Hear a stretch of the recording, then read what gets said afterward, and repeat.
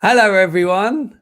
Welcome to the first on the ball of the new season, which is very exciting. Now, you're going to quickly realize I am a bit behind, but I basically had to start this recording so that we made it onto Facebook. This is the whole reason. Not quite ready. So, but humor me even, because obviously it's been a long time. So I'm just assuming that the novelty of me being here and talking will suffice for the time being, because I've got to get my script up in front of me. Well, one thing I have just realized with the script is that we are not going to be on next week. So we're doing a preview pod this week. Then I'm on holiday, and because Sky delightfully pushed the Wigan kickoff forward to 12:30, the only way I was going to make that game was going to be to leave my wife and two children in the West Country to get back whilst I got on a train at 5 a.m. Sorry, ain't happening. So I'm going to finish the rest of my holiday. But it also means we can't do a pod for various reasons next week, but we will do one after the Wigan game. So basically, we're not going to do any kind of actual assessment of Norwich until after a home and away game, which seems terribly responsible, I think. Now, as you may notice, the script hasn't quite popped up on here yet, which isn't particularly useful because we don't really want to go through episode 106, because although I'm sure you've all forgotten, last season was horrific. We really don't want to repeat any of that. And this is where I'm obviously thankful for my 5 years at Mustard, where I did really perfect the art of filling while I tried to do stuff, which is what I'm doing now. I mean, the Pinken show was essentially an hour of me trying to do that and booking some guests in so that they would cover the gaps. So yeah, not great that the script isn't loading up, but it's the start of the season. Like, consider this basically all of Norwich's pre-season friendly. So nothing's really working, but it'll probably be all right once the season starts.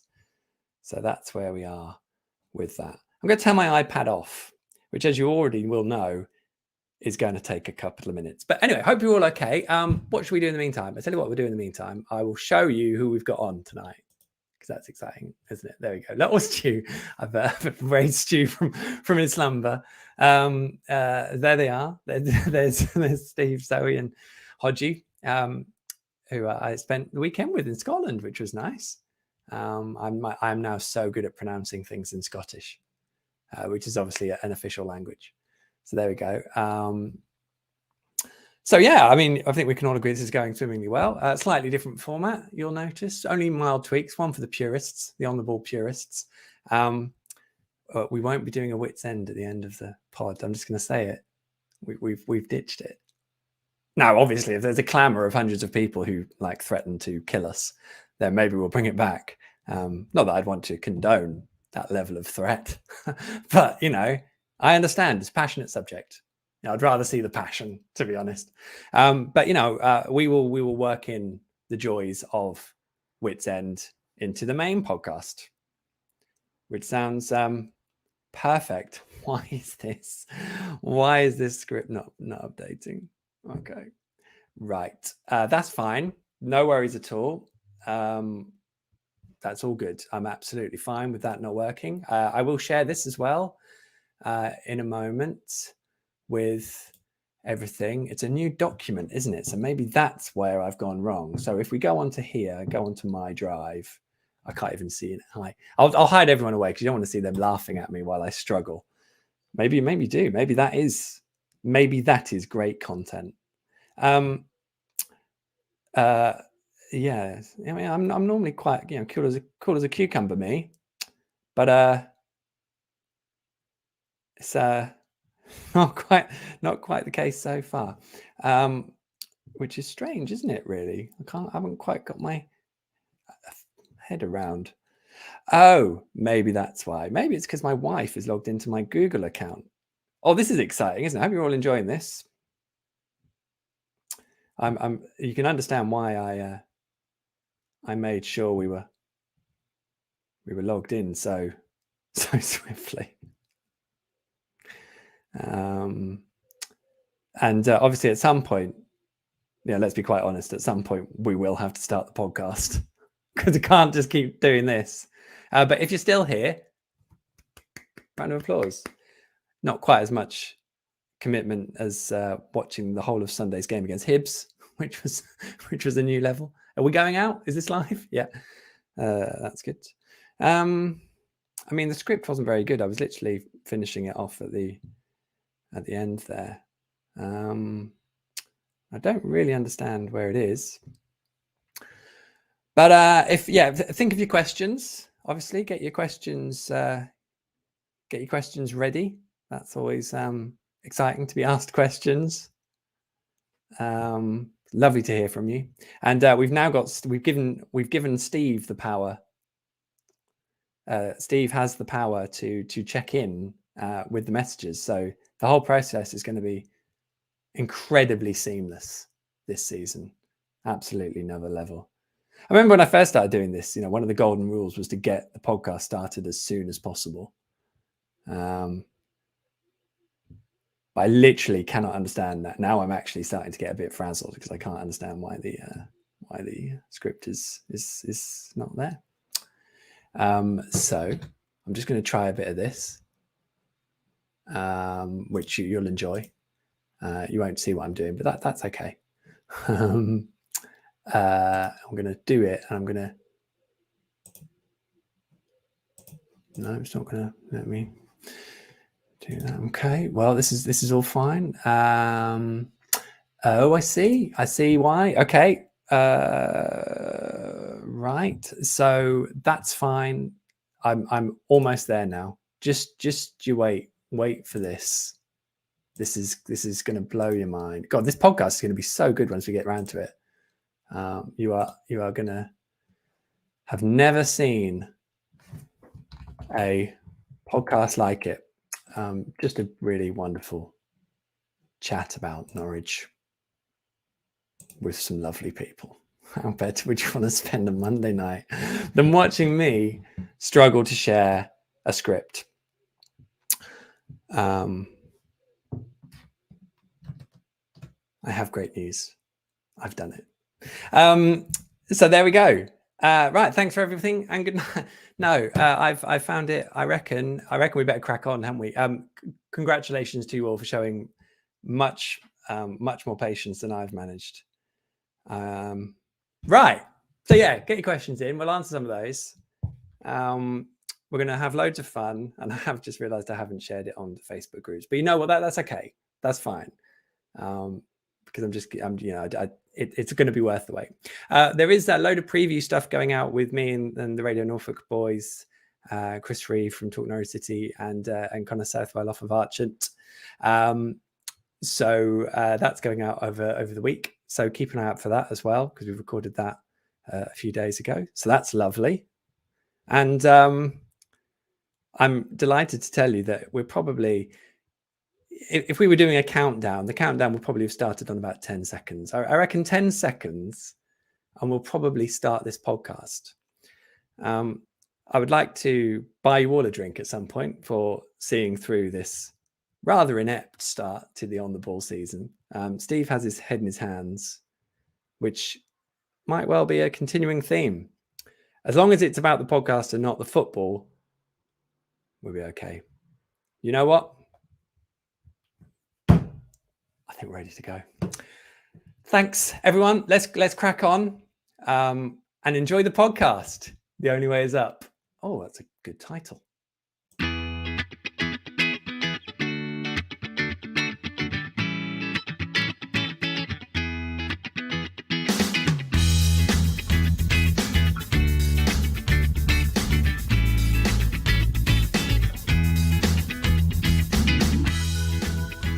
Happy New Year season! Hello all and welcome to edition 107 of On the Ball, the Norwich City podcast that only ended its months of lying face down in sand about 20 minutes ago. I'm Michael Bailey, I cover the Canaries for The Athletic, and I hope this finds you safe and well, renewed and ready, because we go again.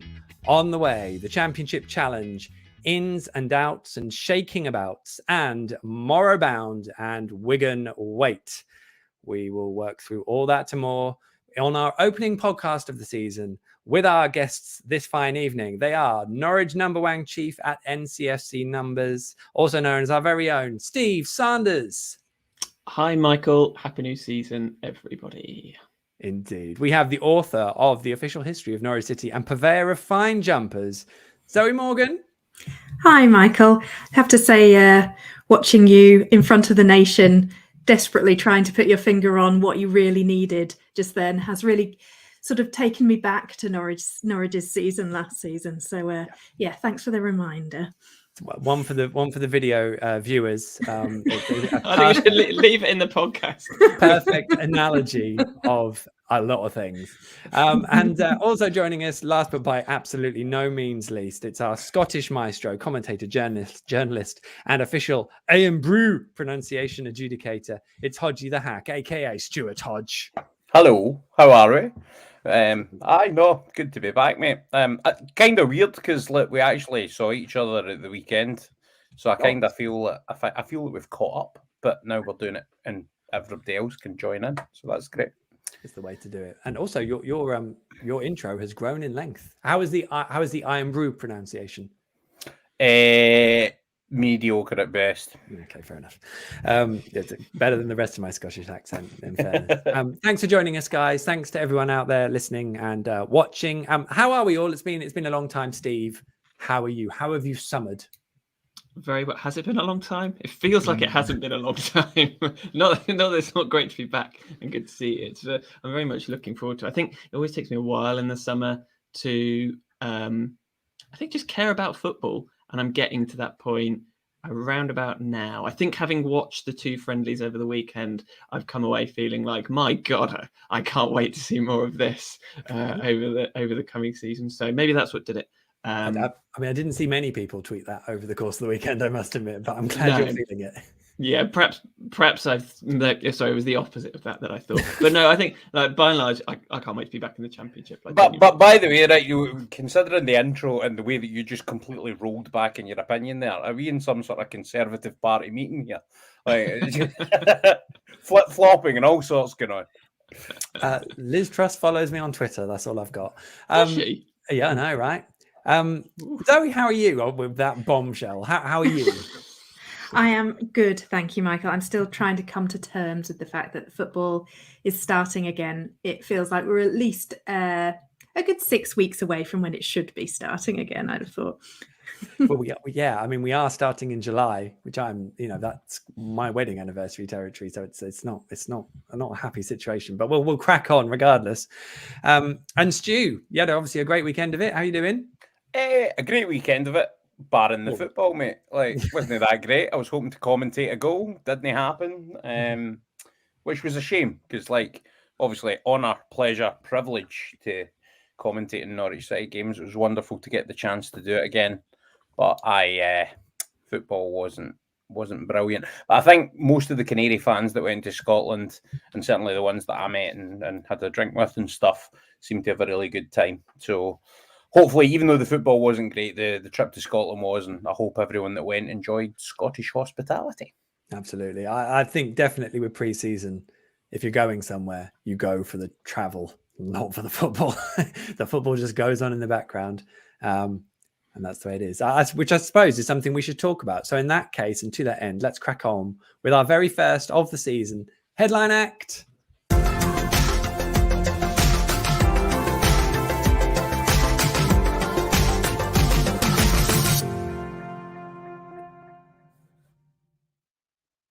Yes, it's a headline act. We're going to split into two parts, I reckon. We're going to have a chat about the transfer window in a bit because the summer involves huge amounts of deals in and some deals in, a handful of deals in and out. And we'll talk about that in a bit. Also, that is going to be ongoing because the window's not closed yet, and neither is the business done. But before that, we can talk about the joys of pre-season, the actual football, and how much we really want to dig into it. I'll come to you first, if I may, Stu, because you did sort of touch on it a bit there. Norwich were unbeaten in their pre-season, for all that matters, until they played their double header against Celtic and Hibs at the weekend, where they both lost for all that matters. Or they lost both, I should say. Yes. Without scoring a goal, as you mentioned. So the one thing I did, just to not really have a clear focus point for this, but the one thing I did notice is I saw the club's highlights, and I rewatched them this morning, and they made Norwich look very good. I don't remember feeling like that when I actually watched the 90 minutes. Yeah, there was also a notable absence of a Scottish commentator on it. I must admit, when I watched both of those But it highlights, was Scottish. Yeah, it was a Scottish. It just wasn't Scottish. No, the Hibs game was an Irish chap, so like, okay. I think I haven't watched that again. I do not need to watch that one again. The beginnings of a joke there, Anyway, I think during the Scotland trip, I only caught. I'll admit, I was only able to watch highlights of the pre-season games prior to coming to Scotland, and then obviously I had the pleasure / arduous task of.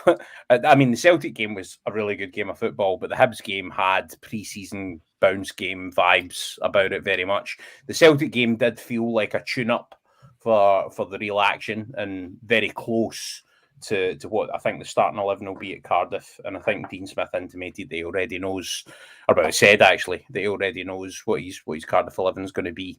So it'll be interesting to see what that is.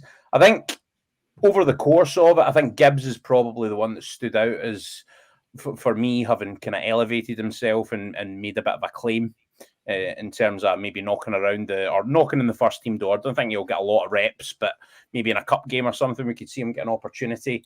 Jordan Hugo, despite the goals, I still think is lower down the pecking order when it comes to the strikers. I wouldn't be surprised about that. But in terms of the actual football itself, the Celtic game was a good game of football. A very good Celtic team got the better of Norwich and deservedly won.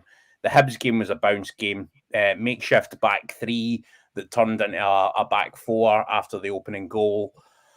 And I don't think you can really read too much into that Hibs game. It was an exercise, really. But the Celtic game was probably a greater indicator of where Norwich City are. And to be honest, I think the key takeaway from that, despite obviously some impressive win, the win against Marseille obviously standing out in the pre-season sort of list of games before that, I think work to be done is where I'm at. Even if fitness is there and sharpness is getting there with the players, in terms of identity, cohesion, and a distinct playing style, I don't really think I've seen much evidence of something that I can like put my hat on and say that's how Norwich City play yet. I'm waiting for that to be shown to me, and I'm not sure that at the final stages of pre-season you want to still be saying that.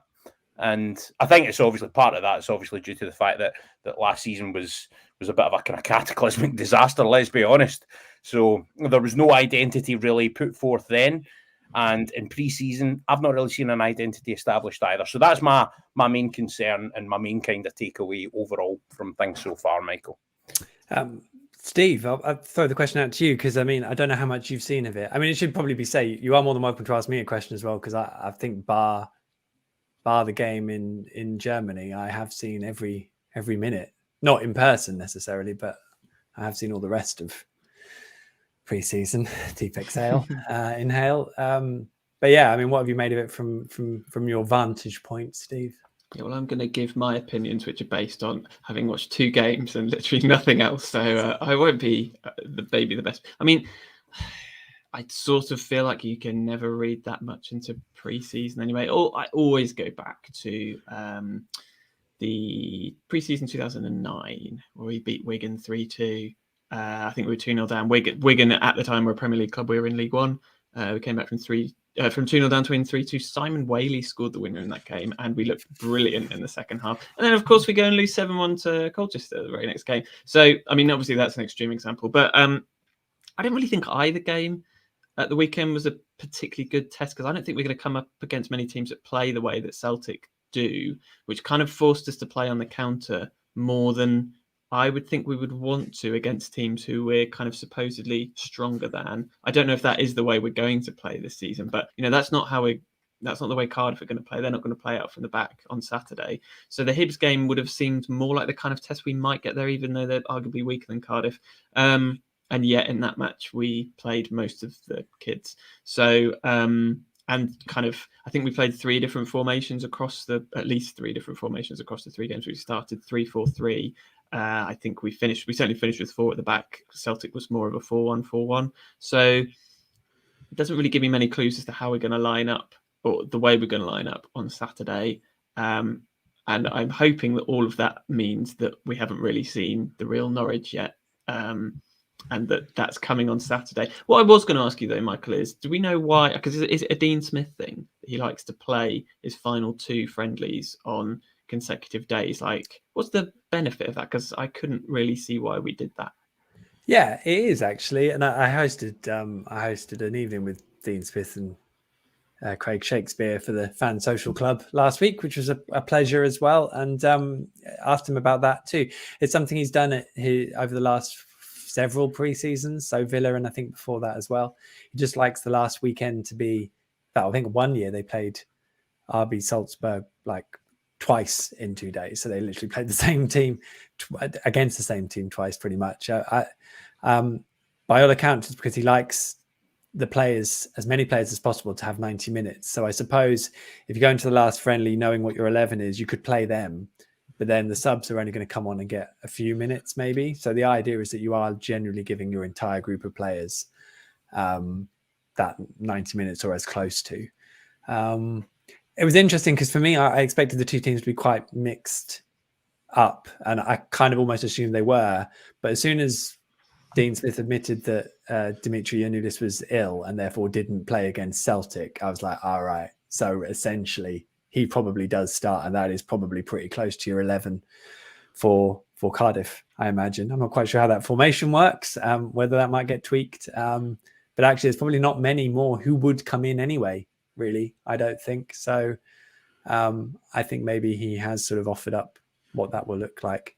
And if it was that 11 against Celtic, Zoe, would you be suitably excited about the prospect of Norwich going to Cardiff and showing what they're all about?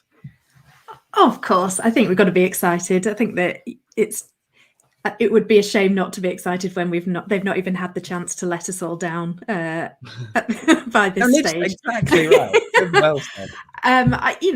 We know what most of that sort of core group of players can do when they're in a competitive environment. I think, that there's not huge amounts to worry about there. And I'm very much in the NCFC numbers camp of a no good comes from. Yeah, exactly. No good comes from not losing at all in pre-season. Only bad things can come out of that. It's like having a good dress rehearsal when you're doing a stage show, I think.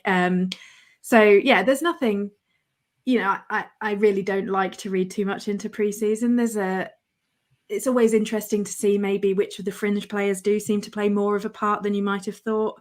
Onel's resurgence, I think, has pleased me greatly, and the possibility that Onel could play a reasonable part in the season ahead is, I think, just sort of the little boost that we kind of need in terms of we've lost some big characters over the last few years, and having someone like Onel, who we know, is a little bit chaotic, loves the club, will bring something a little bit different. I think that's nice and reassuring for everybody. And I guess it's also the youth players as well, who, might not get huge amounts of games, but it's interesting to see which ones are sort of, I guess, at the top of the pecking order. We kind of finished the last season's hellish struggle with kind of Rowe and Springett kind of leading the way. But I'll ask you, Michael, do you think that that's changed since the end of last season? Do we think that Rowe and Springett have been overtaken by some of the other younger players? Well, I think Springett hasn't been involved recently because I think he rolled his ankle, so I think he picked up an injury. Right. So he's been a bit short of opportunities. Jonathan Rowe is an interesting one because I think he was easy enough to grab a hold of as an exciting prospect last season because everything around him. Same with Tony Springett, really. Everything around him was so dire that it was like, oh, look at this one running around, which is like the bare minimum. Oh, Tony Springett's won a corner within 60 seconds of his debut. He's brilliant. So I think I don't think either of them looked really, really ready. And the fact that John Rowe didn't make a start, I think, was quite telling as well. So So I just think they are where they are. They're probably in a bit of limbo because they're probably probably don't really want to loan them out at the moment. But I could see that being a prospect if they haven't played much come January and the squad is ticking along nicely. But yeah, you're right about the young. It was really interesting watching the youngsters because I thought, especially in the Hibs game, you could see the ones who looked like they weren't ready yet. Yeah, they did okay, and it was obviously not. It was a friendly, but you could tell that they were. So say you had Lewis Shipley and Bradley Hills come in and did ably well, but you could tell that they were just trying to feel their way into a first team game. Whereas I have to say, Jonathan Tompkinson, I think, has looked really good, really good. Totally agree. And also Liam Gibbs. I think most Norwich fans who've seen him have just thought, woof. And in Norwich, we'll talk about the transfer window in a moment. Norwich are looking to bring someone else in the midfield option. And, when the other two are both fit, then you don't see any room for Liam Gibbs. But he's certainly looked able to play at an EFL level, as far as I'm concerned, already. And that's pretty good because he's pretty young. So I think it's really good to see those opportunities because I think players can shine. But I do remember watching Paul Dalglish look really good in a preseason friendly once. and I've seen lots of things in preseason friendlies, as we all have. And what I find, I was just going to say, what I find, Stu, is that you can't really read anything into it, but you just sort of store up everything you've watched. And then you can decide once the competitive action starts that it was either foreboding during preseason or it was, irrelevant and didn't matter. And you do use hindsight, but I think that's okay because it's not competitive. So it's really hard to judge it. So I sometimes think back to James Maddison's emergence on the season I did the club commentary was 16-17. There was a pre-season friendly against Coventry where Maddison was absolutely brilliant. And you saw this showcase of what was to come. But it didn't come that season. It came later. It came in Daniel Farke's first season where he absolutely lit the place up and was obviously wonderful. So that extra year away, where he was on loan at Aberdeen, was really good for him, and it really did help him that short loan spell to get him to the level of first team readiness. But on the subject of the youngsters generally, one of the concerns for me in the Hibs game, and you could argue that it was a lack of sort of playing through the midfield or whatever. But you had the front three there that should have been capable of creating chances, hurting Hibernian.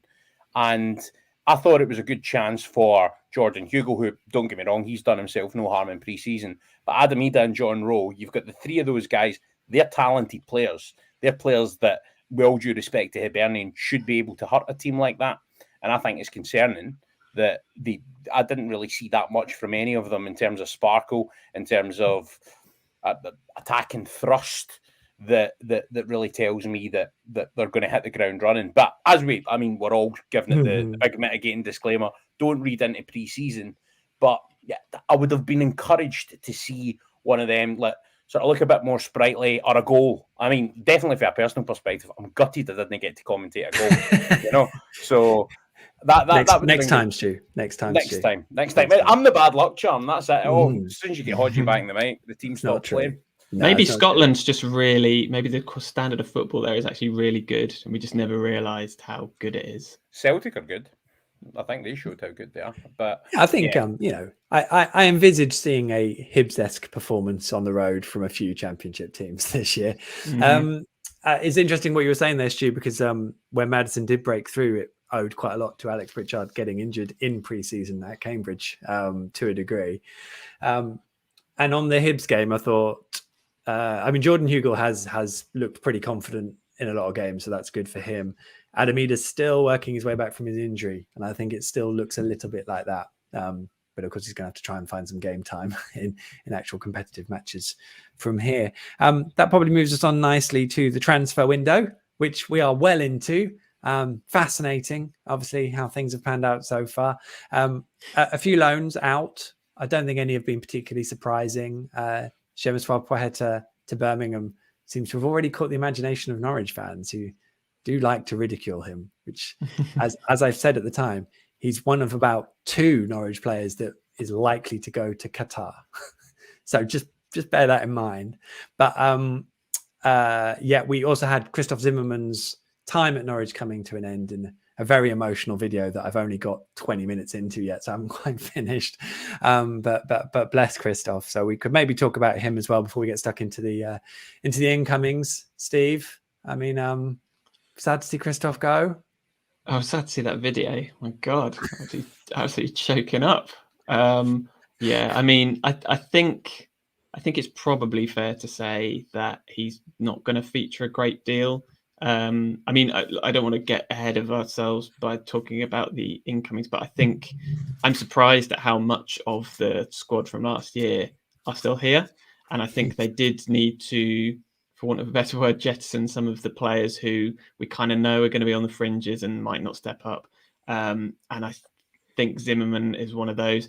That said, he kind of leaves he's a bit of a Norwich legend, really. Like that, I think, like that the end of that 18-19 season where he was at the heart of our defence that didn't lose any of the last 14 games. We kind of absolutely cantered to the title. He was so good. Like, he was so good at that point. He captained us in the absence of Closer and Tetty in the starting lineup. Really stepped up, and I think when we signed him, he was somebody who said he was looking forward to slide tackles and was looking forward to, like, you knew he was going to be one of those that would head every ball, but great on the ball as well. Like, seems to have a real kind of leadership element about him. Obviously, people know he used to be a teacher and that kind of thing, so that probably goes along with that.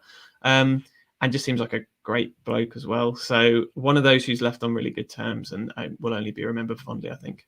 I mean, I don't want to be harsh here, so slap me around the face digitally. Like, I have to say, Christoph is an unbelievable person. For every time I've spoken to him, good as gold. He's not your typical footballer. He will come and have a conversation with you. He's so grounded. He's just a real human being, like absolute lovely, lovely guy. And you'd want to have a meal with him, and he just seems absolutely top class. And again, the impact and the way he got it here, top class as well, from working with the community and all that sort of stuff. The first 2 seasons, he was integral to what Norwich were trying to build and do. And I think he would have been much more important in that first Premier League season, but for some ill-timed injuries. And from that point on, he was kind of really unfortunate. And in truth, only really played a minor role in what Norwich did after that. So, I mean, I guess I sort of recoil a bit at the idea of him being sort of considered a legend, because it's such a refined and small part. It can't, but I think the word legend gets bandied about trees these days. But I mean, I do kind of, I wouldn't, in my time of following this club so long, I wouldn't regard, now again, shoot me down. I mean, he's a 2-time championship winner and he's played in the Premier League. So he's played in the top flight. So not many Norwich players have necessarily done that. But I would just recoil at calling him a legend. Whereas I can understand, and I say this as someone who loves him as a person, and I get it, but I don't know. So Zoe, I'm going to ask you. I think I know what you're saying. I think actually, even a few years on, I think that whole team in 18-19 will go down as Norwich legends. Like, you think of them as a collective, and he's really completely symbolic of that team in terms of, a lot of them probably shouldn't have been that good. That team, that there's a lot of people maybe at an interesting stage of their career, whether they were very young or like him had thought about quitting football not long before, or like Tribal had been kind of picked up at a difficult stage in his career. I think that whole team, they'll be the sort of team that we can name in 20 years' time. You could name that starting 11 against Leeds, or we'll be able to name all of them. And I think as part of that, he was an absolutely massive part of that. And I think for that reason, I think it's fair to call him a legend. Probably my favourite Zimbo moment, if I could share, is probably from that 18-19 season. And it was the first game where I thought, oh my God, we might actually be good, which was we were at Hillsborough and we beat Sheffield Wednesday 4-0. And I've seen us lose so many times at Hillsborough that it was just that sort of feeling of, when you have that feeling of like, what's going on? This is like, I'm feeling happy, but I wasn't expecting to feel happy. And we went top of the league, I think, that day. Yeah. And I think it was during the second half, potentially towards the start of the second half, Leitner, I think a decision went against him, and Leitner maybe got booked, but sort of lost it a little bit and started going a bit wild and was screaming at referee and, you know, was all over the place. And you thought, oh God, something's going to happen here. And I remember Zimmerman went over to him and he grabbed him both sides of his head and just with his face really close to Leitner's face, just started screaming at him. And it was quite stirring in many ways, I would say. But it was just, and Leitner completely shut up after that. He just completely, you know, he listened to him. He stopped. He just carried on playing. We absolutely stormed the game and we went top of the league. And I think that sort of fierceness on the pitch, which was so sort of counterbalanced by who he actually was as a person and off the pitch, you know, this wonderful sort of sweet-natured, lovely guy, who's just capable of just like tearing everybody apart sort of vocally on the pitch. I just thought that, you know, that was a mark of who that sort of player that he was, that, you know, he's just so committed to winning and doing his best. So that's, I think, what will stick with me with Zimbo. On the Zimbo thing, the key thing for me is, was he the first of the so many Germans? Yeah, he was. I think he was, yeah. And he was Daniel Farke's first signing as fourth choice centre-back. Well, there you go, right? So he was the guy that Farke brought in, obviously, Borussia Dortmund 2 connection. He was the culture setter. He was the guy. He was Farke's lieutenant in the dressing room. And Daniel Farke's era is going to be remembered as one of the best and most successful Norwich City managerial tenures that there has been. And he was the main man, and of the Germans, so many Germans, first in, last out. I think that, for me, I would say that will go down in the stuff of legend. Yeah, just last word on Zimbo before we move on, and I'm going to use my new powers to elevate comments. But Chris Beals-Lacey says Zimmerman was the player that truly showed what the German takeover was all about, and showed someone that bought into the city and the club. I think that kind of sums up, really, to me, as the other two have said. Really, he was kind of symbolic of the Farke era. Whether he was the best centre back we've ever seen, maybe not, but I do think like he just felt like Farke's man, and everyone remembers that era fondly, don't they? So, you know, it's true. But you know what? I'm happy. I'm happy with that, and I do think that team and that era will be long regarded as one of the great Norwich City teams. I think that's true. And to be honest, I think it was a better team than last season's. So there we go. Let's talk about the ins then, shall we? We have made 2 signings, everyone. Oh, we always sign injured players. I mean, that's not true. We don't always sign. That wasn't the problem last year, was it? Last summer, the problem wasn't they were all injured when they signed. But this time they do happen to have been injured in Isaac Hayden's case after he signed, because he did get 4 training sessions in and reliably informed he was not injured and their medical was all fine. But then got injured, obviously. So he's had a minor knee surgery. He will be back in the early stages of the season. Yeah, I don't know either. Before the World Cup starts. This year. And then, of course, we have Gabriel Sara. We've had a lot of conversation about how to pronounce this. Gabriel Sara, that's how I'm saying it, who has arrived from Brazil and is very mysterious. You know, before anyone asks, that we know they're trying to sign someone else. It's going to be a midfielder. It's going to be from outside the UK. I don't know how they're going to pay for it because the budget's all gone. We'll worry about that later. And they might look, I think, for someone else, maybe another forward option. So we will see, as in like a winger kind of forward option. Maybe we'll see. So that's how I see all that. I mean, Steve, we're excited about our new comings.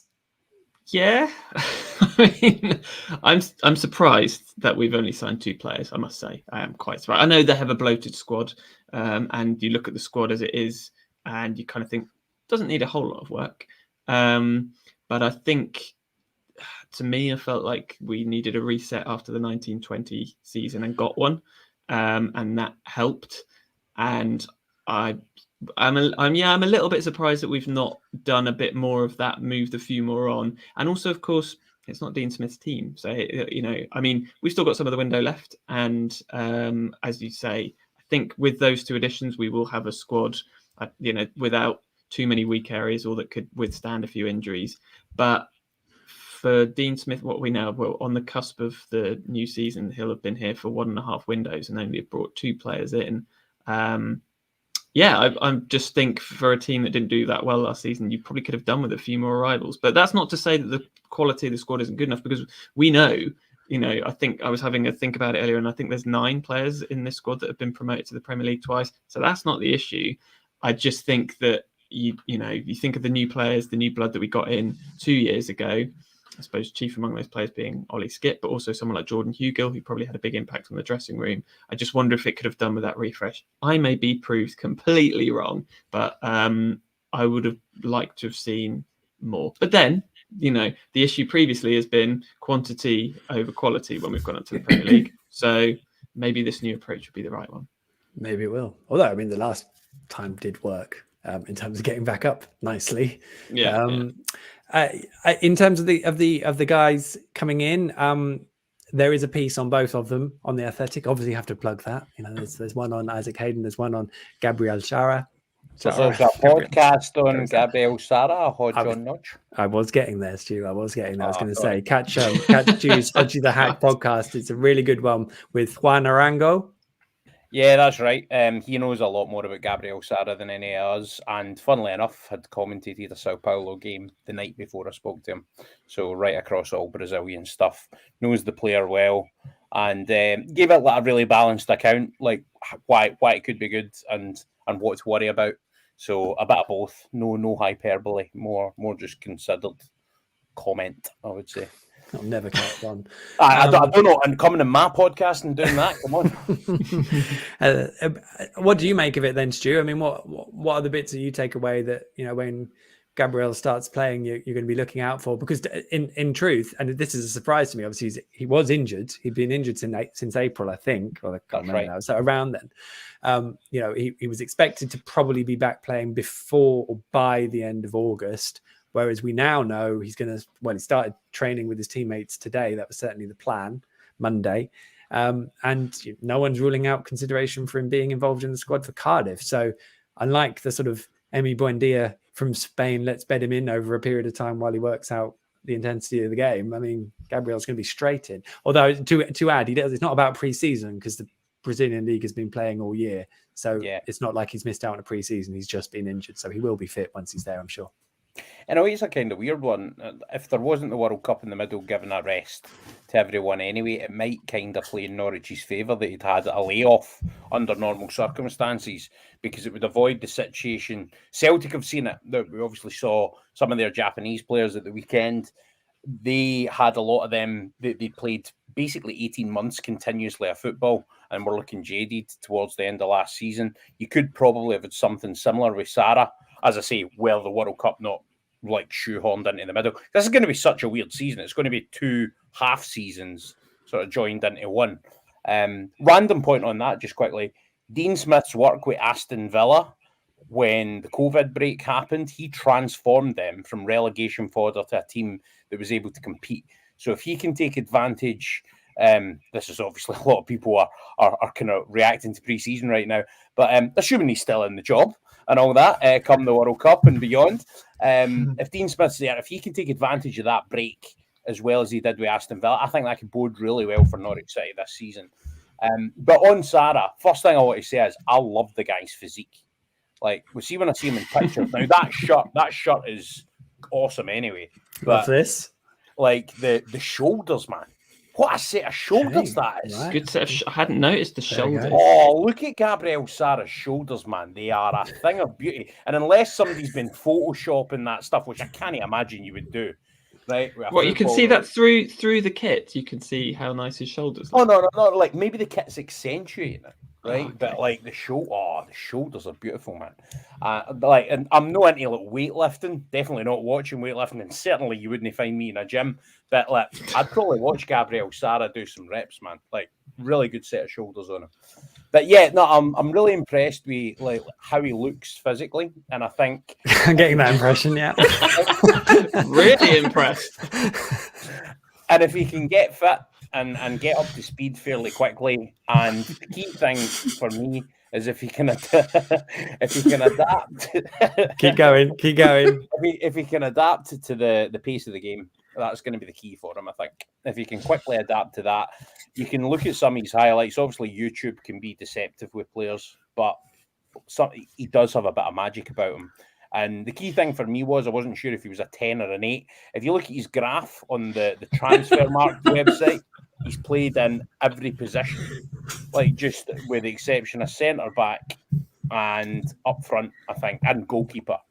But it seems like he's a number 8, and I think Norwich City needed a quality addition in that position coming into this season. We saw Kenny McLean in the game against Celtic deployed in a deeper role. Be interesting to see if he does more of that this season in midfield. And if Sarah can come in, make that number 8 jersey his own and provide some inspiration for that position, especially if we go with a 4-1-4-1 formation, which I think will be the first choice system for Dean Smith, at least to start the season. Then I mean, Sarah could be a really, really good signing. And I think we all know what Isaac Hayden's capable of, don't we? Really? Yeah, I think he will be. I think he will be class when he comes in. Let's just hope Gabrielle can shoulder the responsibility and expectation. I was going to say it sounds like Hodgie's made Sarah a 10, to be honest. Perfect 10 for Hodgie, definitely. Yeah. 10! He wears a 12. Well, if only we had someone clipping out the podcast 17 to share it around. I think we'd have probably we'd go viral. I think with that talk of Gabrielle's. Do we have anything for John Cohen on potential Sarah chance? I mean, I can't see his name without thinking of K Sarah. I know Sarah, yeah. But, I don't. K Sarah, whatever will be. He's got wonderful shoulders. Gabrielle Sarah. There we go. Done. Do I already seem weary? We're only halfway through the first podcast. Season starts yet. Yeah, you do. Your singing game, it's been better, Michael. It's all right. Do you know what though? That was a good impression earlier on, Michael. I want to see more of, not the Scottish one, but the other impressions. I want to see more of that this season. That's one thing that I'm going to request right now. More Michael Bailey impressions. Harvey Monk says, "Yes, we do. It's the same as the Richarlison chant." What, booing? I don't know the Richarlison. Don't throw that flare at me. No, it's he's Brazilian one, I think, the tune of Brazilian. She's Electric. She's Electric. He cost about 11 million. Yes. He's got gorgeous shoulders. It's Gabrielle. Sorry. I think that's great, Michael. Sorry. Can you get that? As long as it's got the word shoulders in, we're all there, to be honest. Is it right? Just to wrap up the window, then there are probably some questions, but we can skip through those because time is pressing already. We're just having too much fun. Who are we surprised is still here? I mean, we talked about the refreshment. Is it just Max? Poor Max. I feel so sorry for him. Are we holding him hostage? Well, he seems happy enough when he's on the pitch. I know. He doesn't. He never seems happy when he's on the pitch. So that's not true. He's got that wee face, doesn't he? Like I like that about Max. That's one aspect of his character I really enjoy. Don't mess with Max. He's tough. I think he's tough. He's a bit grumpy. Bless him. He did change his agent, so I'm with you, Zoe. I'm surprised there wasn't a bit more in terms of at least speculation, because it's gone quiet as well. Well, it has been relatively quiet. That's the thing, and it's it's a tricky one to see where that goes now. There was a recent link to Everton, but I don't think they've got much money, so maybe it depends. And also, now that Norwich have let Barley Mumba go out, to me that was an admission that Max isn't going anywhere. And I think Dean Smith actually said as much the other day. I'm surprised Rashica's still here as well. I still think he will go. I still think a team will look at him, see a player in the Championship that probably doesn't want to be there, and test us towards the end of the window. But I wouldn't have said at the end of last season that he would still be here. No. On that basis, is that like if we don't add a winger, right? You've obviously intimated that could happen, Michael. I think we're really light in that department if Milot Rashica goes, because it seems like Dean Smith's preferred thing is to have on the right hand side more of a kind of wide target man type Sargent, or if you play Ida there, and then an inverted winger on the left hand side. So if Rashica goes, well, you've still got Cantwell, Onel, and Jonathan Rowe. That doesn't seem too bad. I suppose Cantwell, yeah, but Sargent is playing out there as well. Is he? Yeah. But I think, I think if Milot left, then I would expect someone to come in all honesty. I don't know what level they would be at. But yeah, Milot is probably your prime example of until the window closes, you just don't know if something's going to pop up, I would personally say. There's a couple of questions as well here. Stephen Stibbins, are we still expecting Teemu Pukki to leave? Very interesting for me that Dean Smith just said, no, certainly he will be here next season. That's that. And at that point, you're like, okay, I don't think Norwich would entertain a bid, to be honest. So I don't think it's up to Teemu. Is probably the way to put that. Let's just hope he looks his usual self and someone gives him some freaking chances. That would be nice. And another little one, probably based on the who do we think might not be here, who is still here, Nick Dye. Who needs each other more right now, Norwich or Todd? That's a good question. Todd Cantwell needs us more. Yes, I think probably I would just about agree with that. Actually, I think they need each other quite a lot. And I think I'd be talking about it's just nice, isn't it? But talking about not reading too much into pre-season, I think the one positive we can take out of pre-season is that he looks back at it again and looks interested again and looks fit again. And I think that is the key word. I think engaged, and I think that's going to be so. It could be so key for us. I mean, I feel like we talk about this every single season. Like, it's going to be a big season for Todd. We really need him this year, and something usually goes wrong in the first few weeks. But I think we really do need him this year. I think, for me, that's the one I will judge once we're a few weeks into the season. To be honest, we'll see how we get on. He seems to have befriended McCallum. Lots of the pictures and sort of bits from pre-season seem to show those two together.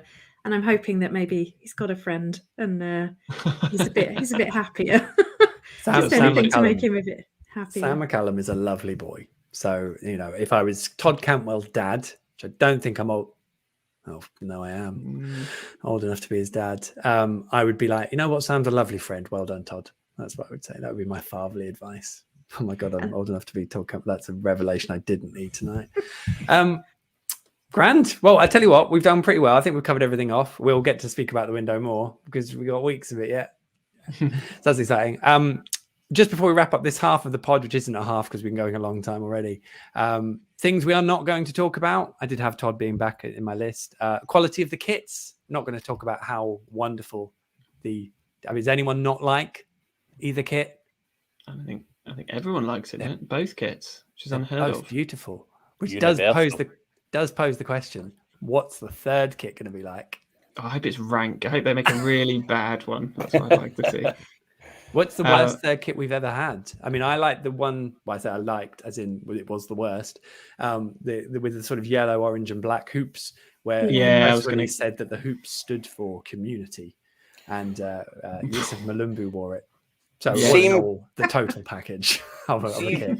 See the one that was like, it looked like you remember you used to get snow on a TV, like when you were trying to tune it in, you'd batter the top of it.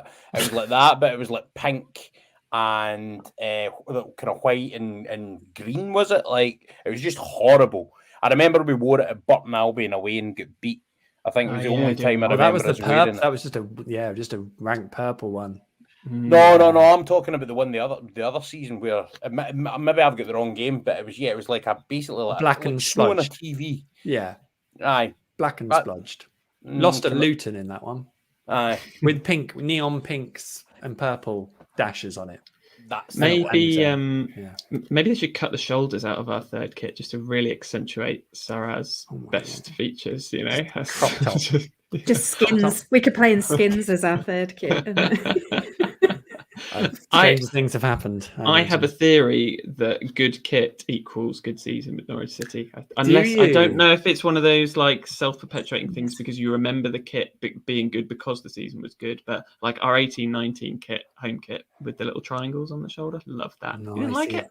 I didn't like that home kit. No, but the season means you like it. I always say. It's like a Formula One car. Formula One cars are very good if they're fast. It's like when we went through about a 10-year patch of never winning away during the sort of late 90s, early 2000s. Everyone remembers the away kits during that time as terrible because we used to lose in them every single time we played in them. I think that's true. Yeah, not like last season's. Also on my list, Anglian Home Improvements are the new Barclay Stand sponsors. No need to have a go at them for having a dark navy blue sign, really. I think we could probably get more. Like, no one complained when coral was up there, did they? Really? But good plug for them just there, though. I know, yeah. I don't know. Hashtag ad.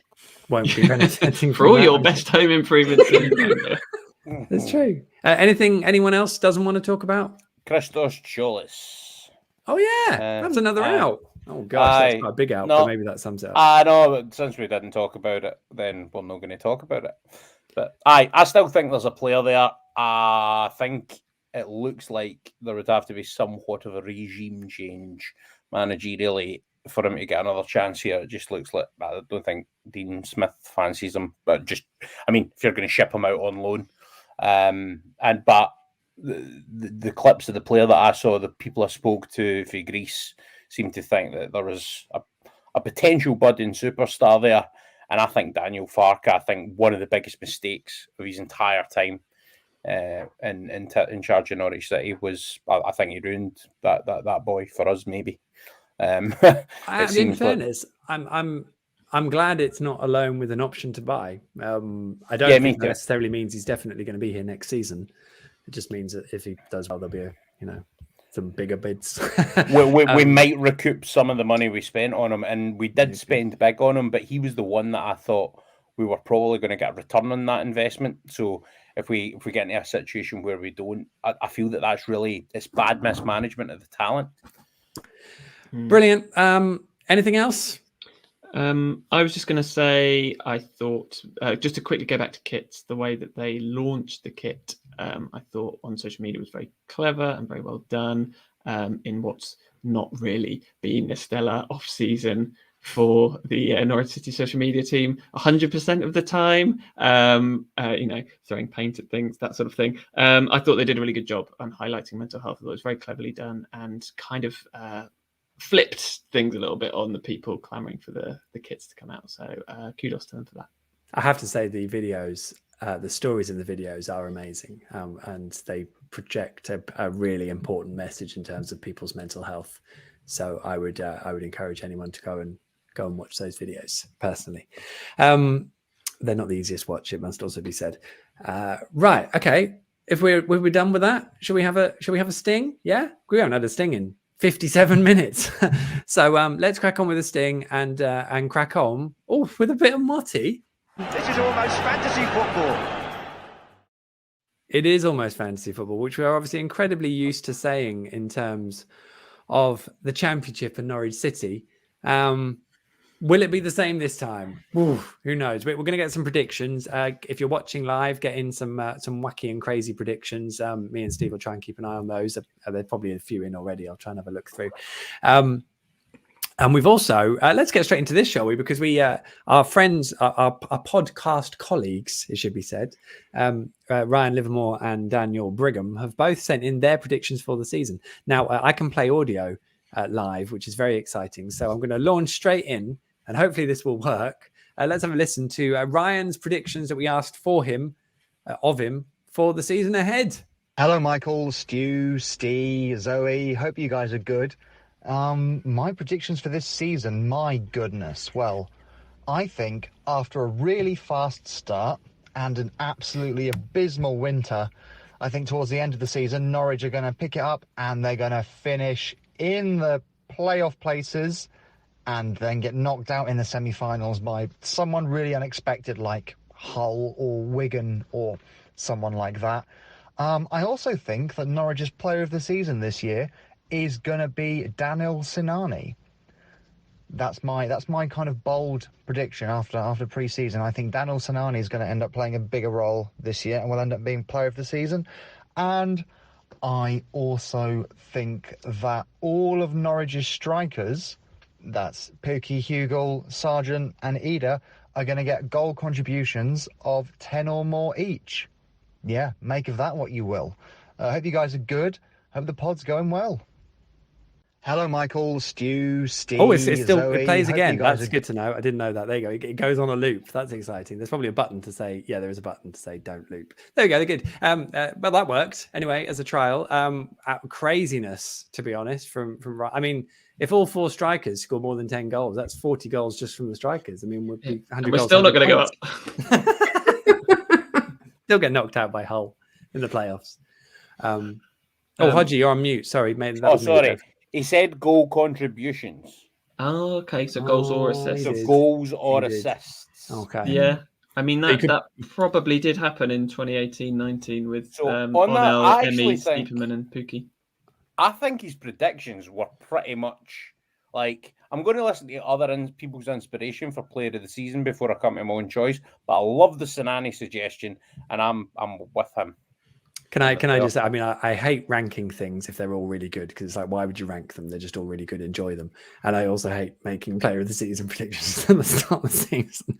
But Danel Sinani is, I was excited about finally getting him to see him play for Norwich, because I think there is a player there, and it's looked like there is a player there. I'm not sure if he's playing in the right place at the moment, but there does look like there's a player there, which is exciting. Let's see what Mr. Brigham has got, shall we? Let's launch into some of this. Hello, Michael and gang. Happy season preview podcast day. So, as requested, here are my predictions for the upcoming season. 1. I've done 11 of them, by the way. I hope that's not too many. Number 1. Start with the positive assumption that Gabriel, Sara and Isaac Hayden will be able to play the majority of games, because midfield is obviously crucial. In which case, I think Norwich will win the league in a 3-way battle with Middlesbrough and Blackburn Rovers. 2. Sunderland won't be the dark horses everyone expects them to be. 3. Russell Martin Swansea to play some lovely football, but finish mid-table. 4. Wigan, Preston and Burnley to merge into one club to cut down on us having to travel to the northwest so much. Number 5. Teemu Pukki to look much less sad than last season and be in and around the 30-goal mark again. 6. Todd Cantwell to possibly do a Jamie Curitin and dye his hair green and yellow to prove his love for the club, and he'll hit double figures as well, as will Rashica. 7. Gabriel Sara to be the fan favourite we've all been craving since Emmy and Skip left. Although judging on how I pronounce his name, no one will be able to quite sure how to pronounce his surname, so we'll all end up calling him Gabriel instead. Number 8. The Athletic will get very tired of Michael Bailey asking them again and again to send him on an all-expenses trip to Brazil to do a background piece on Sara. Number 9, Josh Sargent to be sent on loan in January to a team battling to avoid relegation, I'd imagine, probably Rotherham. But good news, number 10, Paul Warne to finally keep Rotherham up and Sargent to become a cult hero there. And finally, number 11, Omar Bamadeli to be the main beneficiary of our set-piece specialist coach with some thumping headed goals from corners. And I'm going to predict he'll break the club record for most goals scored by a centre-back. I have no idea what that club record actually is, but I'm sure Steve will be able to tell us. Wow, nothing like a challenge at the end there. Wonderful predictions there from Dan. And we've got it on record now as well, so we can definitely play those all again at the end of the season to see how they sound. Someone remind me to do that. Steve, do you know what the record is? Well, you did kindly give me a sneak listening to that. Look at that. So, giving everyone a peek behind the curtain. I'm pretty certain that it was Ron Ashman of Record Norwich City Appearance Hall of Fame, who I can't guarantee, because I think he did play up front a little bit. Yeah.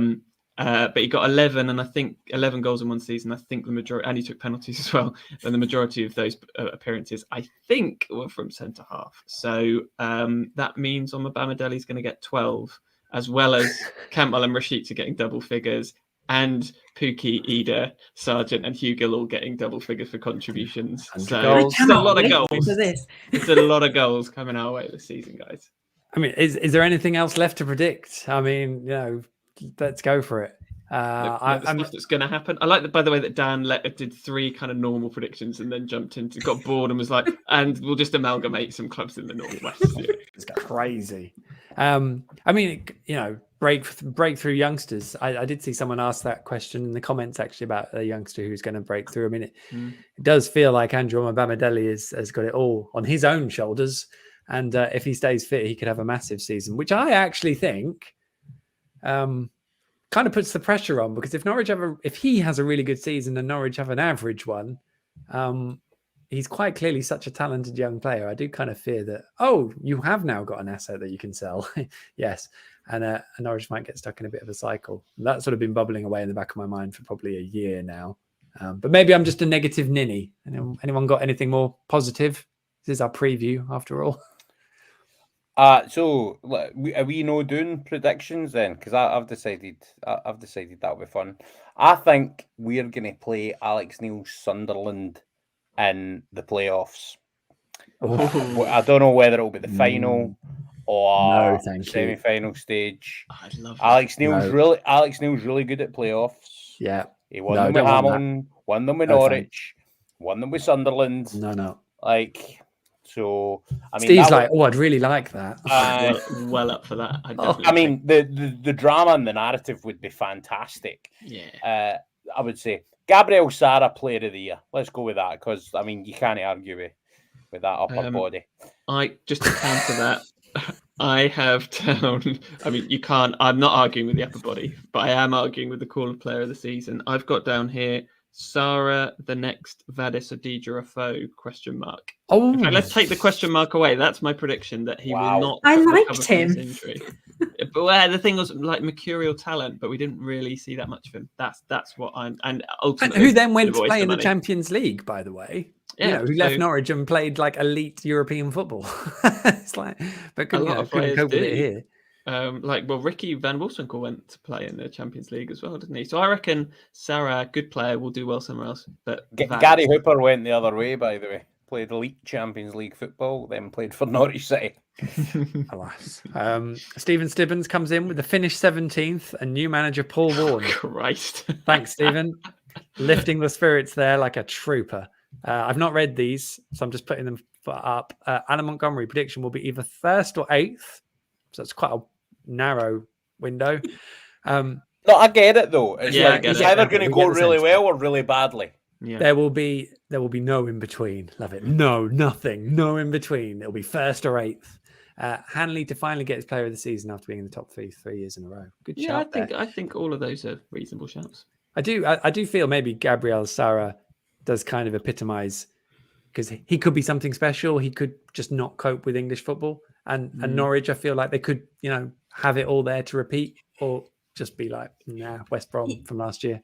That is the problem with even trying to predict anything that's happened like over the summer, because you don't know. People can come to you with an excellent pedigree and be dreadful or injured the whole time, or they can come to you and they come as third choice defender and they end up being Christoph Zimmermann, and you cannot predict that, which is the magic of it all. But it's so difficult. And I'm struggling with trying to make any grand predictions for Sara because I don't want to put too much pressure on him suddenly being everybody's new favourite player of the season, the one that gets us promoted and all of that. So for me, Pookie will win Player of the Season because he's going to go past 100 goals and he's going to be smiling. Zoe, the only thing I'd say is Sarah's tailor-made to shoulder that responsibility. Quick move on. I mean, Stephen Stibbins does make the point. Big Andy is the best signing this window, which is a nod to his new contract, of course. So, so that is good. Jeff Mann goes in with the out there prediction of Jordan Hugill winning the Golden Boot. Yeah, I mean, no one expected Ben Brereton. I know he didn't win the Golden Boot, but Ben Brereton Diaz. Maybe Hugill needs to put Rodriguez on the end of his surname. Hugill Garcia. Yeah, brilliant. Stranger things have happened. Kieran Shikari goes in with a bit of Kenny McLean love. He's going to be Player of the Season and our most important player. It's interesting asking Kenny about his deeper role after the Celtic game. He did sort of hesitate quite considerably. I don't consider, he'd obviously play there and happy to play wherever, but I don't think he necessarily would choose it as his favourite position. Kenny's natural thing is to attack, isn't it? I think that's his instinct. There you go. Chris Lacey comes in with the Pookie breaks 100 goals, finishing first, and Sara to score double figures. I love the optimism. That is what it is all about. Harvey Monk. Burnley and Norwich to struggle, not enough going forward for us top 6. That's it. A bit more realism there from Harvey. Burnley will be very interesting. I was going to ask about what the rest of the championship looks like, guys. I mean, do you know what the rest of the championships look like? We had to do an EFL roundtable story, like several of us, as a preview of the season for the Athletics. So we all chipped in. I was miles off it. I had to properly, read up and do a bit of research to sound semi-coherent. I don't know if I managed it, but that piece will be out on The Athletic, so go give it a read. But anyway, yeah, I mean, you guys, I mean, what strikes you about the Championship? I mean, my overriding, and I don't want to sound like, arrogant fan coming down from the Premier League, is I can't see who's going to really be that good. And to be honest, if I'm going to be optimistic about anything, it's that there doesn't seem to be anybody really kind of jumping out off the page. I think, to back up Dan's point from earlier, I see Middlesbrough being quite good, because I think Wilder just has a handle of this division and has now got his feet under the table there. So I think they'll do well. Sort of expect Watford to be there in the same way that they were 2 years ago. Burnley can finish anywhere from 1st to about 17th, I think. And then you're kind of looking, really, other than that, at the sort of dark horses. Maybe QPR could be one of those. Maybe Russ could be one of those at Swansea. But I don't think anybody's kind of bought anyone or, had a transfer window where you go, wow, they're going to be strong. And likewise, I think the teams that got to the playoffs, apart from maybe Sheffield United, you feel like they kind of peaked. So there's no one good. Quote me on that. Apart from us, obviously. We come mid-table apart from that. Steve, that sounds... Oh, sorry. You go, Zoe. I was just going to say, not really about sort of current squads, but we were having a conversation in this house earlier about the teams in the division this year. There are probably quite a lot of teams that could stake a claim for being the biggest side in the Championship, and whether that's on size of ground, recent history, very, very dated history. There's, various different clubs that could probably say we are the biggest club in the Championship, us included. A, who are the biggest club in the Championship? And B, is that sort of the fact that there are no, I guess, big dogs left in the Championship at the moment, is that going to make for a more interesting league? Just sort of everyone starting out feeling like they've got a chance, I think. Really interesting. I mean, I think Sunderland are the biggest club in the Championship, judging by the fan base and what they can be. But if they look like just a newly promoted team, then they will struggle. And to be honest, below them, I think it's Norwich, because I think the way the club's run, size of the support, the recent history, I think there's more to Norwich than there is to Burnley. And God knows what Burnley are going to look like next year. They might be special, they might not be. And Watford are Watford. I mean, it's sort of, I don't see either of them. They're certainly not bigger than Norwich, and they're comparative in comparison. Is there an argument for Blackburn Rovers based on their success in the 90s? Yeah, maybe. Well, if there is for Preston and Blackpool for their success in the 1880s, I mean, this would have been an easy question if Nottingham Forest were in the division, I think, because it would be quite easy to point to them. And then you look at Derby the other way, you might have said them, and I think that this question in a way, Zoe, encapsulates what the Championship is. So I think coming down, and I'm this is going to properly stick the boot into you here, Steve. If you come down with that arrogance that you're just going to come into this league and walk it, regardless of how poor you think the standard of opposition is, or Norwich City were dreadful last season. There's no doubt about it. Don't be overly harsh in your criticism, Stuart. They were. No, they were dreadful, right? So what balanced. What they need to do is they need to improve this season, and they showed after the 1920 season that they were able to come down and then go back up and quite quickly get back to a place where they were able to compete and be consistently good in this division. They need to do that again. There's no magic formula to that, really. You've just got to make sure you do things right. And as you alluded to earlier, Steve, there was a refresh. There's not been that much a refresh this time, although there is players that the club have had out on loan that they've now got back in-house that they think kind of feel like new signings anyway. Andrew Omabamidele's back fit. There's various pieces of the jigsaw that go further than just the two players signed thing. But this division is it's my favourite league in football, and it is the most unpredictable league in football. It's what makes the Championship fantastic. So actually Alan's prediction of like 1st or 8th, I totally get that. I think we'll come somewhere in the middle of that, but the good thing is we're not looking at Norwich and thinking, oh, we might go down this season. you know. But not now, no. Not right Give now. it 2 weeks. We're going to come 17th, remember? That's the championship. And I think we've got to come into this and we've got to be prepared for a long, hard season, man. This is not going to be easy. And I would be really surprised if we emulate the success of our last 2 times here and win the title. That would be amazing. Can I just say, counterpoint, because Hodgie stuck the boot, is that I think other teams would be perfectly entitled to go, well, there's 2 really dreadful sides that have come down, of which we are one, and would quite rightly say that Norwich City are not going to be a threat. But the other thing I would say is we've finished below like 16, 17. Was it 16, 17? I think we finished below some truly terrible teams that year. I think we came 8th, as Alan said. So I'm under no illusions that we are well capable, if we don't get it right, of coming below some of these like poor teams in inverted commas. And I hope those inside the club know how hard it's going to be as well. I mean, if you just flick through the championship, if I may. I mean, obviously Cardiff and Swansea, both Wales sides, are very well supported. I just don't want to make sure I'm underselling anyone. Huddersfield are obviously the beaten playoff finalists last season, but have lost Carlos Corberán and basically all their good players. So I'm not sure what they're going to be capable of. Hull are really going for it this year. I think their vice chairman wrote, there was an interview in The Athletic with him. He feels anything outside the top 6 would be a failure. So they're properly going for it. And they've got a bit of Turkish money behind them. Luton had a remarkable season last year. And I guess they're trying to build on it. Will they build on it? I don't know. I mean, Norwich only beat them once out of 3 attempts 2 seasons ago. We will lose at Kenilworth Road. That's another prediction. But it might be the last time at Kenilworth Road. So, there's small mercies. I mean, QPR with Michael Beale in charge could be anything, to be honest. Sheffield United, I may have done them a disservice because they are a proper big club, obviously.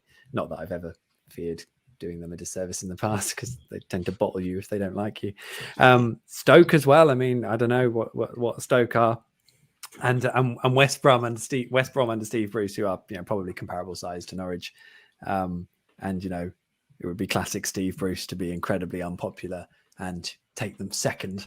So we'll see what magic he can weave. But it's going to be competitive, he says. One of the Dan predictions I thought was spot on was probably the one about Swansea. It'd be good. I'd love to see Russ get them kind of competing for playoffs and us an automatic promotion.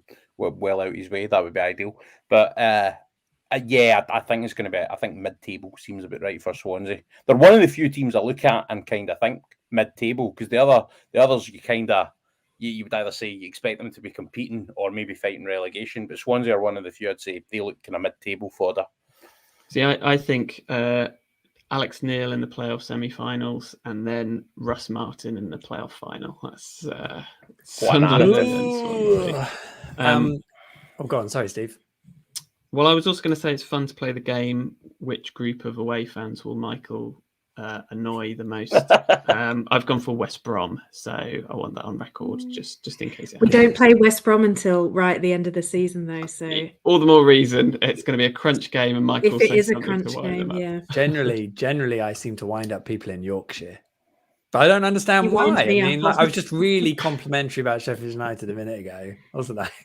Especially the bottling part. Yeah, exactly. That was nice. I just remember them throwing one at Angus Gunn. That's the only point. You're in Yorkshire right now, Zoe. Has Michael wound you up tonight? There's people banging on the door shouting something about "let me at him" or something like that, but I haven't answered it yet. Probably best. Joachim, I want to say Joachim, but it could be Joachim. Joachim if it's Scandinavian. Stu knows this stuff. Joachim Broberg says Blackburn with their new coach John Dahl Thomason will have a good season. I mean, they drew 2-2 at Celtic. Hey, they kicked Celtic off the park. And the one thing that you would say about Tony... Blackburn are probably the championship team I've commentated the most in the last 3 years. And they've always had that. Now, they have lost Joe Rothwell, which is a blow because he was real dynamic figure in their midfield. But they've always been a team that have had good attacking threat, and they've had spells where they've gone and they've blown some teams away and played really well, but they've never been able to keep at it consistently. And with John Dahl Thomason, what I think you're getting someone that will add a bit of steel to the flair, and if they can get that mix right, I think they are one of the teams. I think they could be fighting for automatic this year. Really interesting. Certainly capable of kicking Norwich off the park, I'm sure, if they want to. And of course, Greg Broughton is their new head of or technical director of football, former Norwich Academy. How many manager. sporting directors are we populating football with, by the way? Because former Norwich chief scout is in charge of the sporting director at Hearts, Ben Kensel, CEO at Hibs. You've got at Middlesbrough, name escapes me temporarily. Kieran Scott. Kieran Scott, that's the man. It seems like all of our, and you mentioned him there, Broughton, Michael, so many Norwich City disciples are now going into these Stuart Webber-esque roles elsewhere in football. Do you think that's just the prevalence of the role, maybe being accepted more? Or do you think Norwich City scouting has actually been that good? We've had that many high-caliber operators at the club. It's a great question. I don't know. I mean, it could be that we're looking for those links as well, I suppose. But because in fairness to Greg Broughton, he's gone and he did a really good job at Luton before he came to Norwich, and then at Bodo Glimt as well. So, but yeah, I think Norwich has such a good reputation for being Rail One that then when you've got that on your CV and the period is good, and you end up at a different club and do quite well, or you want to get a job there, you probably are quite a desirable candidate. So even in a football search, I guess. But let's I'm just going to run through a couple of these messages as well if I can. Matthew Armitage, good luck to Norwich, but I believe that don't underestimate us baggy boys. There we go, as West Brom fan. Well, we won't, Matthew. Rest assured. We just really annoy you. Yeah, we just every episode we're full of not underestimating people all the time.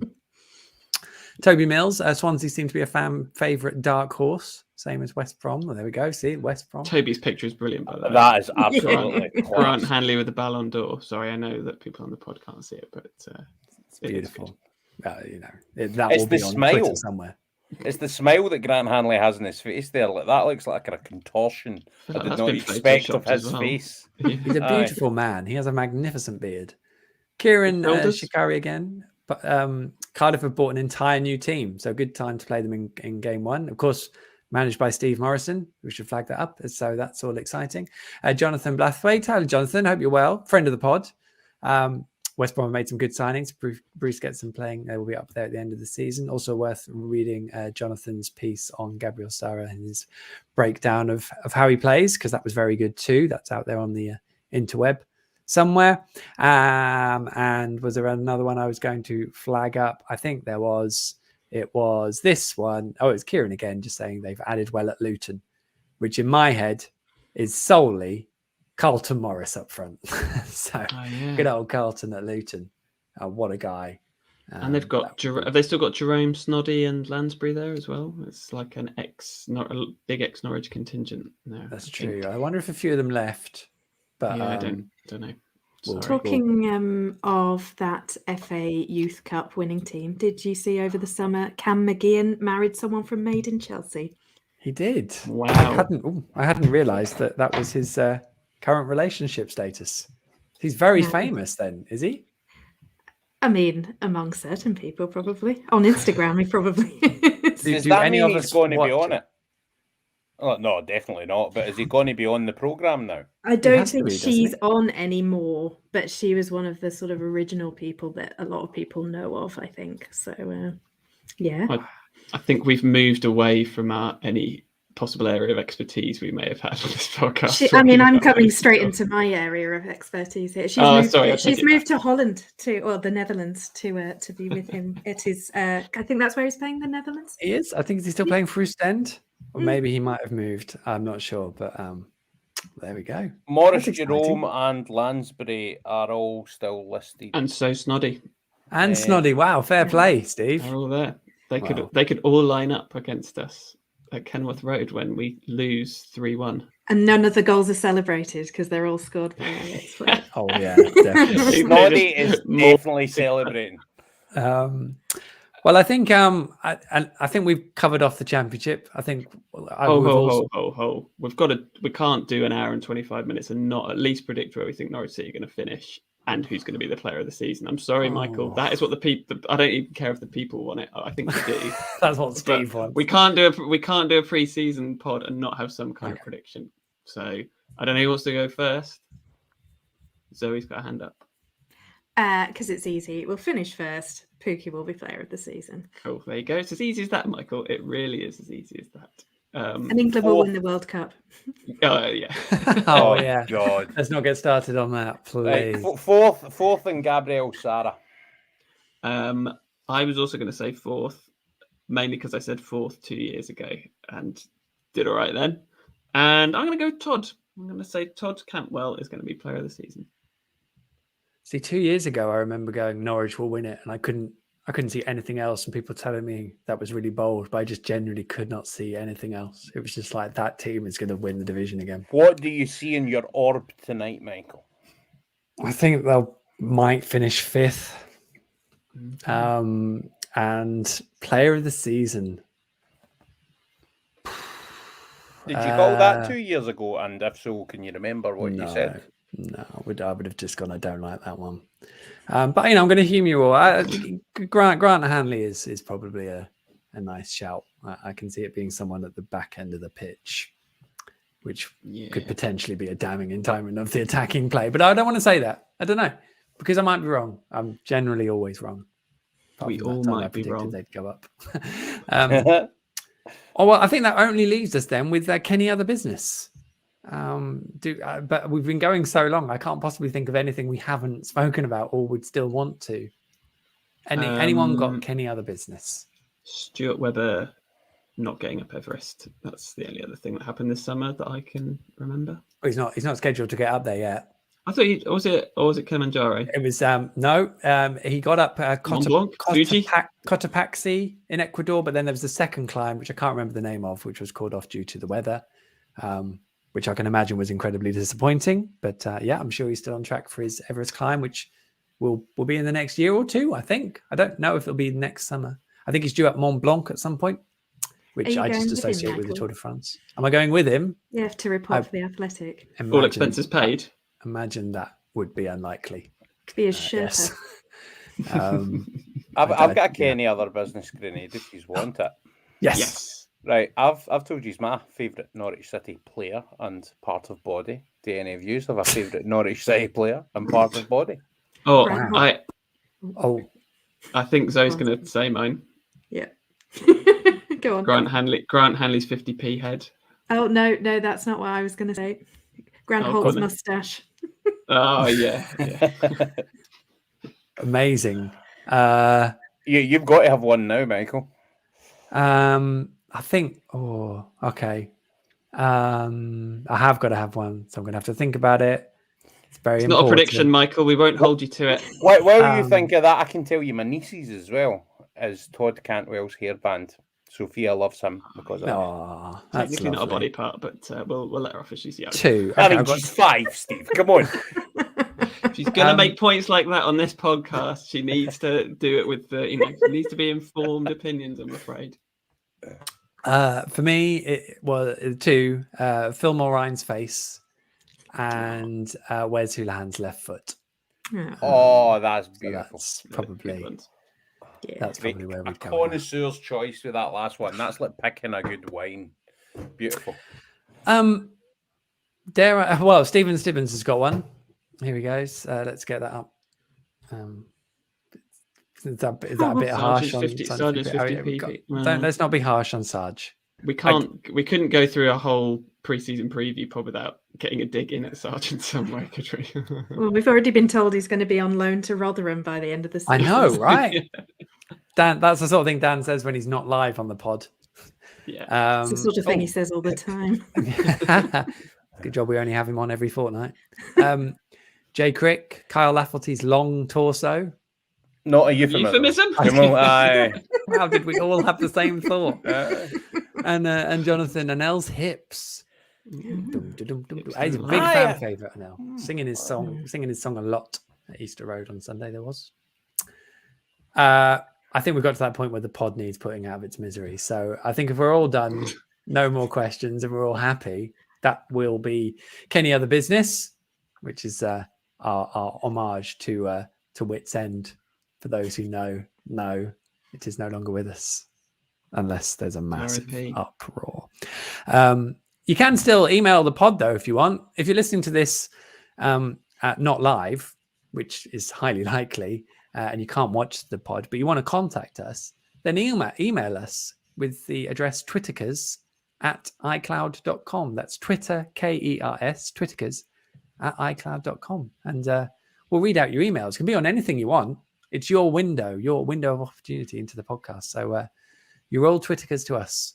Just get in touch. Let us know. Is that how it works now? You just Twitter for the start like that? That is. So, that congratulations, Twitterkers. You've been consumed by the original podcast, much like the women's team at Norwich City. You're now a part of the full podcast family. Consumed. Good luck to the women when they start their season. I don't know when that is. I'll do more on that score when we go live. That is it for the podcast. We're back underway for another season of On the Ball. Yay! The Norwich City podcast that would feel uncomfortable without the 2 hours of traveling to get to another club. If you're yet to do so, make sure you subscribe via your podcast player of choice. The podcast is available free for everyone on your usual player. And we are now streaming the recording of the podcast live. We have been for a while in video form on my social media channels. So have a search and you will find them on whichever social media platform you choose and prefer. Ratings and reviews, wherever prompted, are always hugely appreciated. And if you want to get in touch with any questions or topic proposals, you can send me a direct message on Twitter @MichaelJBailey or twitterkers@icloud.com. As for this evening, this first evening of the season, our big preview, a big thank you to our guests this evening. Stu, thank you so much. Lovely to see you again. Mate, lovely to see you in person at the weekend as well. Long overdue, and to any of the other people that might be watching or listening that I had the pleasure of meeting at the weekend, it was brilliant to have so many Canaries north of the border. And even though the football didn't go to plan, I hope it happens again soon. It was a great shindig. Absolutely right. Zoe, thank you so much for joining us. Thanks for having me, Michael. It's almost made me feel like I'm ready for football again. Job done. Almost. Job done. I'll take almost. That's a better position than when we started. So that is definitely progress. We'll see you again very soon, I hope. And Steve, thank you so much as always. Stellar work on the comments. It's a brave new world. Thank you. Yeah, it is. I think I managed to get about 3 up in an hour and a half. So what a ratio. What a ratio. Just got to keep it going for the rest of the. I don't know if I've got the energy to do that for the rest of the season at that rate, but I will try for you. It's only pre-season, Steve. The real stuff starts soon. That's brilliant. We will be back. We will not be back next week. To reiterate, I am on holiday. Sorry, I'm off. One game will be enough. I'm out of here. So we will come back with the next podcast after the Wigan game, when we can assess Norwich fairly, home and away. I think we can all agree that is a perfectly pleasant and proper way to go about things. So we'll be back in a fortnight, hence why we've gone on so long tonight, because you've got 2 weeks to listen to it. And this might be quite amusing to listen to after the Cardiff game. You never know. We will be back after the Wigan game for a fresh bout of Canaries Capers as we get stuck into fully our 4th season of the On the Ball Norwich City podcast. Until then, never mind the danger.